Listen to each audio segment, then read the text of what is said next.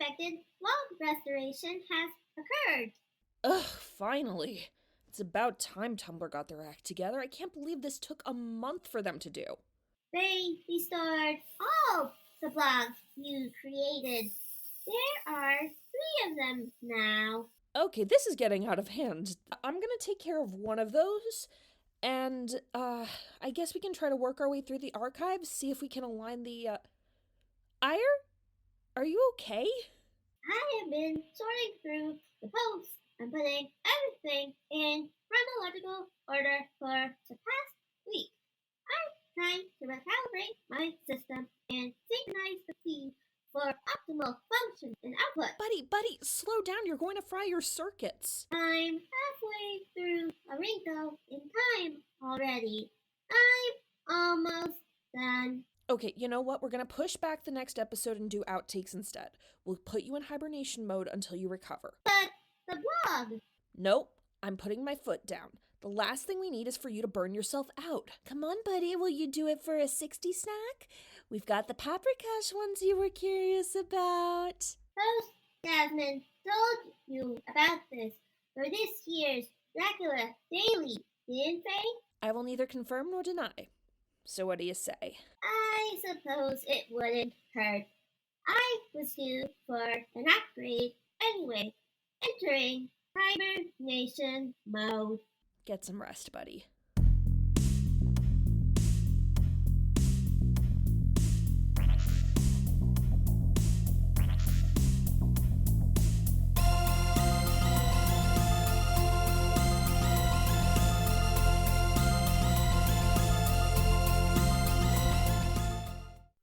I'm so glad you brought that up. I have a Jane Austen point to make, but first let's continue. I was trying to decide if this was a low-key Northanger Abbey adaptation, actually.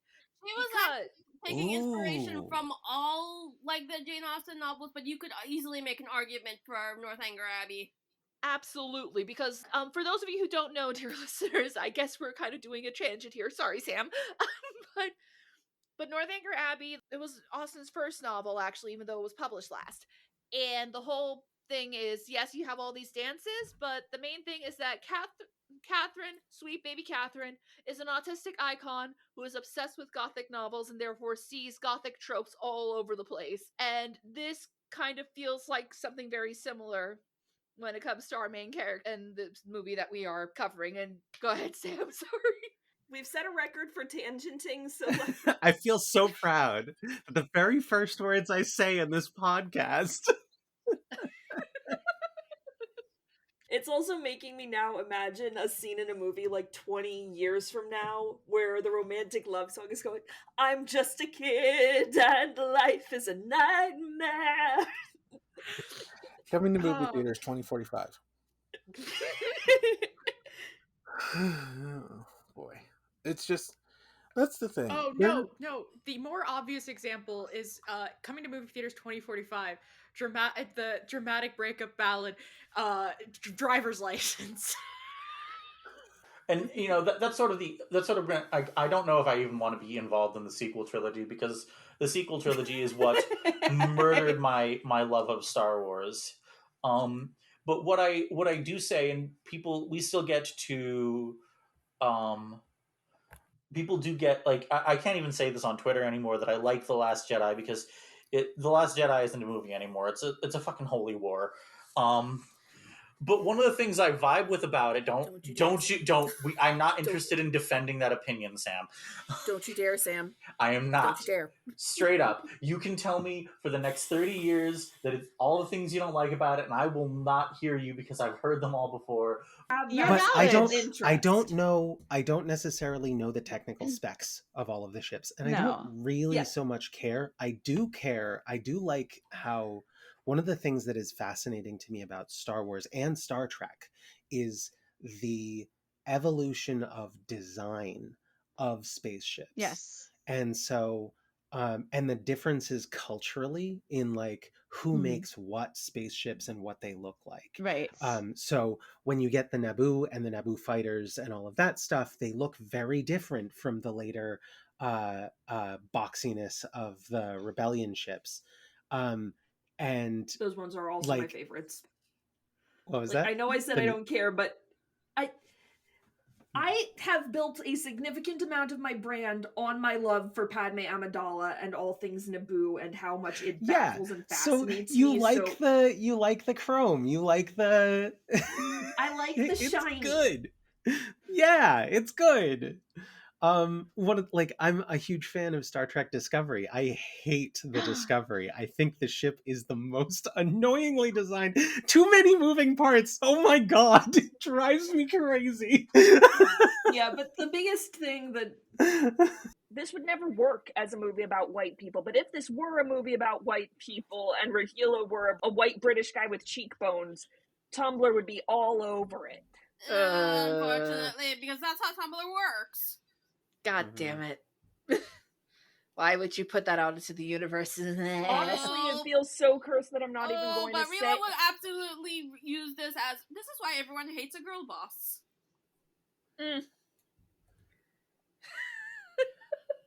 But no, I mean, you're supposed to hate a girl boss. Girl boss is not aspirational. Nope. Girl failures, though. That's a whole different thing. The problem is not the girl part, it's the boss part. Yeah. Because again, we reject the girl boss, we embrace the lady boss. For how much boob is too much boob? but this is once again the real enemy is capitalism. Indeed. I paid good money to see it in 70mm IMAX at 11 p.m. at night and drove like an hour to see it in 70mm IMAX. Callie, You're insane. You became the thing you swore to destroy. Sam, this is news to you? I just need to... What? No, yeah, it was like I do that kind of, I did the Dark Knight trilogy in IMAX in 3 movies in a row. I did the Hobbit trilogy at midnight 3 movies in a row in IMAX. Meanwhile, it took me like 2 days to watch this one. Dang. I don't understand you, Cal. I truly don't. I love you, but I do not understand you. Yeah, nope. I did the midnight premiere trilogy stuff all the time when those were things. That's just that's Black miserable. Jesus bless you. Dang. R.I.P. Deke. You would have loved the Book of Clarence. Although sometimes I worry that Miss Piggy might actually, she might fall for Salim if he can get her little pink frog and her little green pig. Oh no! I will never let people forget that cursed image that was inflicted upon us. And the fact that they're called figs even just curses that even more. I can't believe I managed to bring that into this. I'm sorry. Oh god.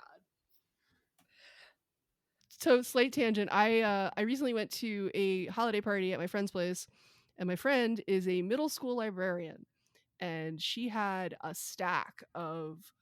It was an entire box basically that she had put a sign in that said "Please take," and it was like, "Please dig through this. You know, if you have middle grade readers in your life, take these, give that to them, whatever." There's a furry YA novel. It's called Furry. No, it's called Furry Faux Pas. PAW. How is this what we're talking about right now? Oh, how are you next going to suggest to me that somebody wants to fuck the ROUS? I hope not. I mean, I'm sure. Look, Rule 34 means you just spoke it into existence. Yeah, so I was about to say the internet is the internet, and I deny nothing. I've never really seen any episode of Star Trek aside from the Trebles, but I'm like, can I get my fucking teleporter already? First of all, I went into the horrifying realization while I was preparing to rewatch this movie again, because I knew that Channing Tatum was in it, and I was like, who the fuck voices the female character? It's not Rosario Dawson, is it? And I thought that horrifying thought for 10 seconds where I'm like, is it Rosario Dawson? And am I about to be disappointed? And then no, Zoe Saldana came out, and I was like, oh, thank God. Okay, we're safe. Shout out to IMDb, what you do instead of things. You can't see it, but I'm making a heart, because I am the only one whose screen is blacked out. I'm sure you are. Hang on. Sometimes... Yep, there it goes. Oh, that's a neat No! You have to like center. Mine I doesn't do don't that. know how it does. I think it might only be a host thing. So you it have work to if try you do that this on part? IER next time. Does it work if you do this, Heart? I don't Try think it. so. Not look like. Maybe if I do the weird Benedict Cumberbatch heart. It's not working. I don't see anything. Nope. Oh well. Okay, so Riverside does not validate Benedict Cumberbatch. Good to know. Yay. That's valid. That's valid as hell. I don't know that he needs any more validation. That He is also doesn't. No, absolutely not. I actually like Benedict Cumberbatch. Just for the record, I really enjoy watching him and seeing him in stuff, but you know, it's a lot. He's There's a bit of a lot. problematic fave at best. Yeah. Really, it's the fucking fangirls that come with, because like you Yeah. just know that if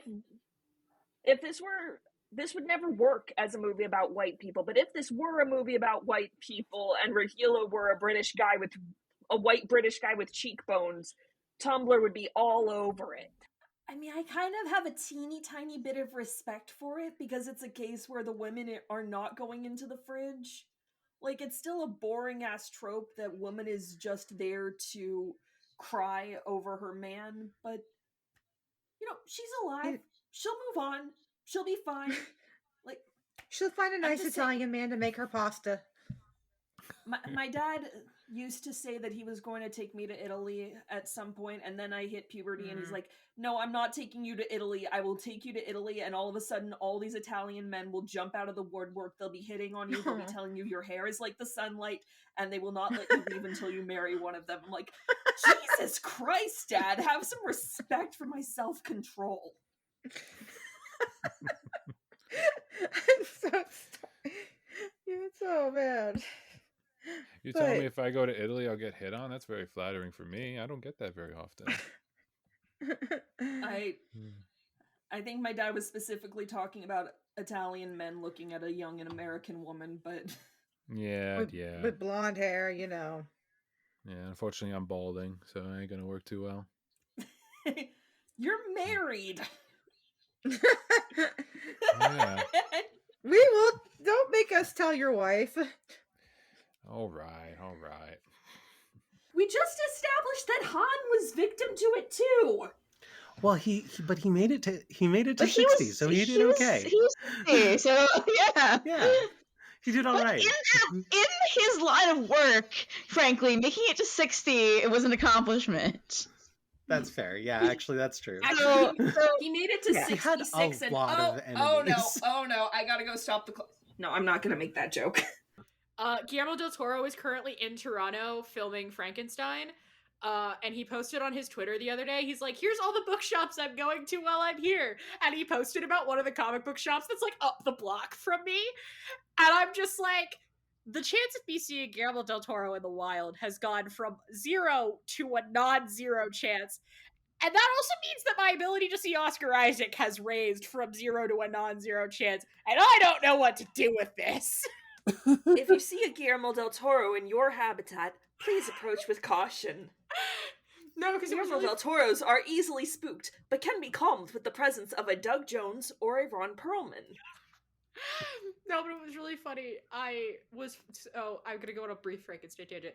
I was flying back into the city after going home for some issues and for a con, and all of the major, like, if there's a cinema space, there's like a couple of like film warehouses. Most of them are on the waterfront. Some of them are out in like the burbs. Like there's one really big one in the burbs.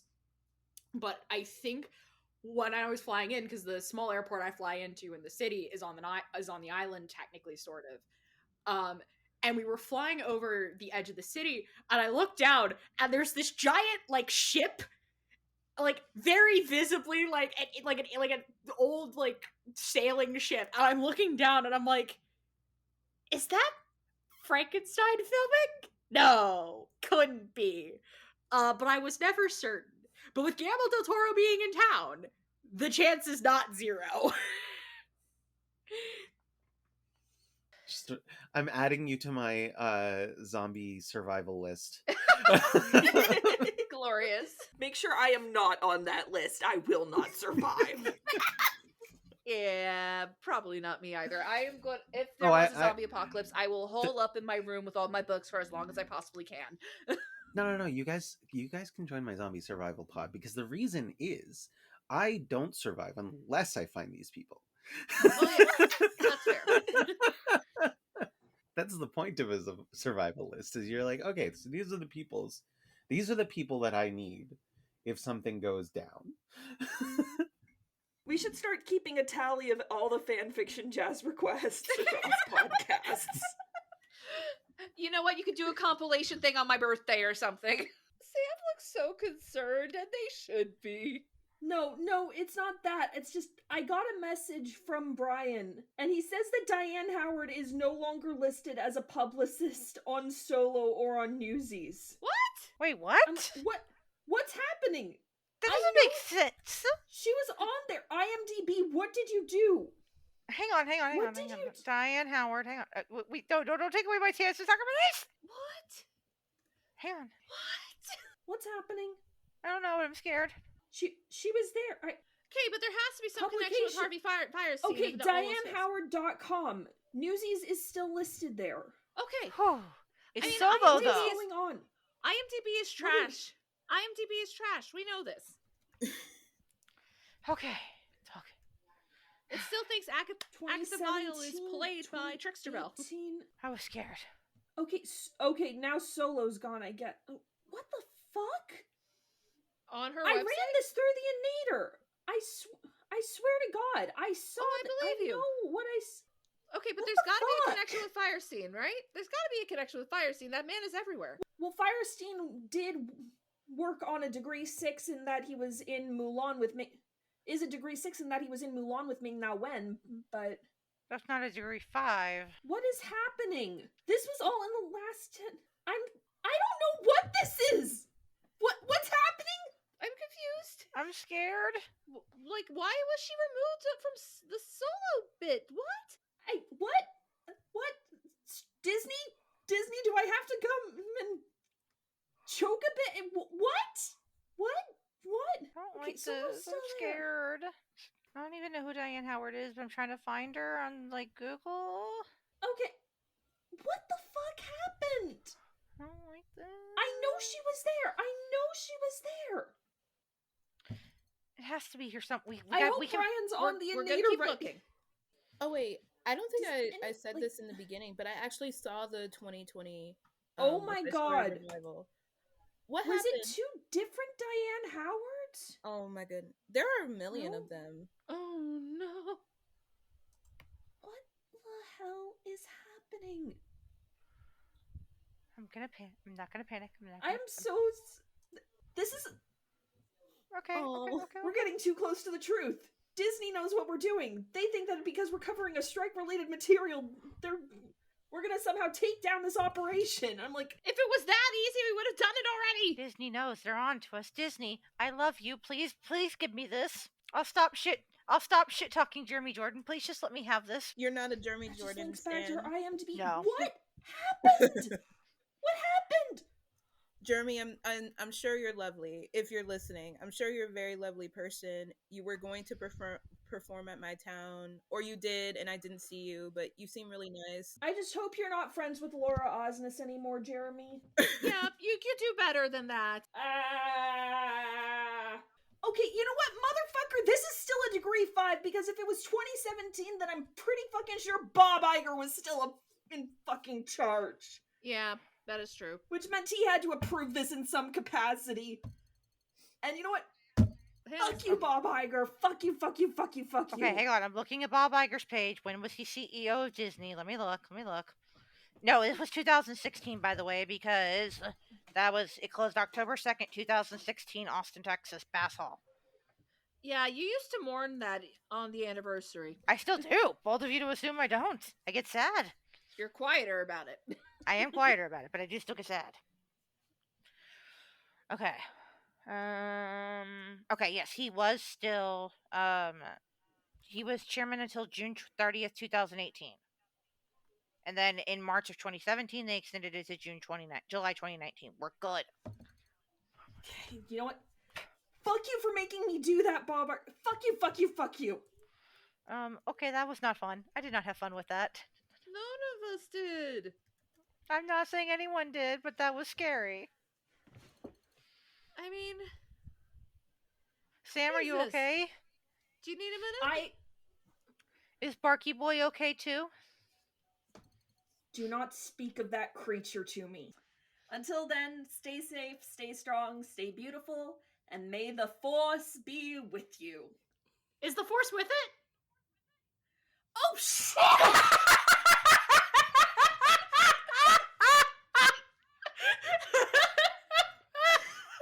You will see what happens when one hyperfixation crashes headlong into another one. The Princess Bride versus all of Star Wars. This month on 6 Degrees of Star Wars.